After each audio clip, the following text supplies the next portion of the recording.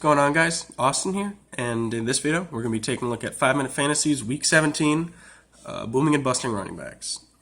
So I'm going to say my start of the week, a little bit of a surprise, Adrian Peterson.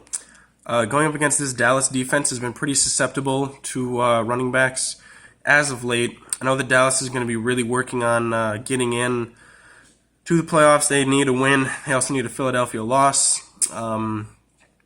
But they've been giving up a lot of yards, not necessarily touchdowns, but Adrian Peterson should really be able to do some damage against Dallas, especially with the way that Washington has been committing to running the football as of late.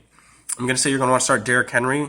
He just sat out a week that he probably could have played last week, but they chose to sit him out, expecting them to be able to win regardless. And then this is a situation, for Tennessee where you win and you're in. They really need this, so Derrick Henry against Houston should be a really good matchup. I'm going to say you're going to want to start Raheem Mostert for the San Francisco 49ers. He is due to get a few carries and quite a bit of targets against Seattle this week, week 17, in a matchup where San Francisco wins. They're the automatic number one seed in the NFC. Doesn't matter what else happens. James White going up against Miami.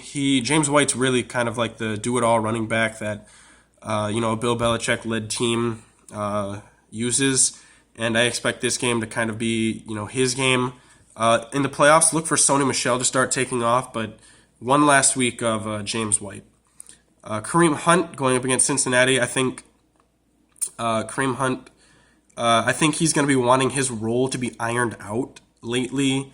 As the season comes to an end, between Nick Chubb and Kareem Hunt, you have two running backs who really should both be number ones. I expect him to be getting a few more targets than he normally would, especially going up against the Cincinnati team that's been able to score points as of late. And then Marlon Mack going up against Jacksonville. Jacksonville's running defense has been pretty weak as of the last several weeks. And, Marlon Mack is back in action and as good as ever from what you saw last week against, I believe they played the Carolina Panthers. Then my sit, I'm going to say you're going to want to stay away from Devonta Freeman. The Tampa Bay Buccaneers and the Atlanta Falcons are going to be in some pretty close matchups.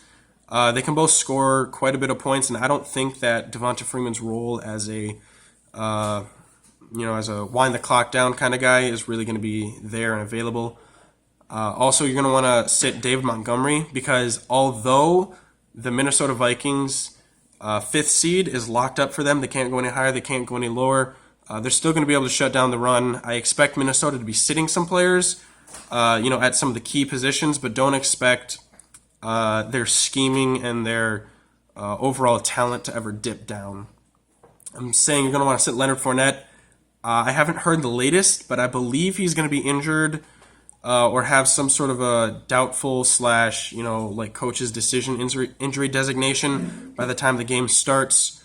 So if you have him in your starting lineups, be careful about him because I don't think that he will be available for action, or if he is in any sort of feature role. And then also you're going to want to be sitting Phillip Lindsay against Oakland. This is a matchup that it's not really going to be good for the running backs, Royce Freeman or Phillip Lindsay.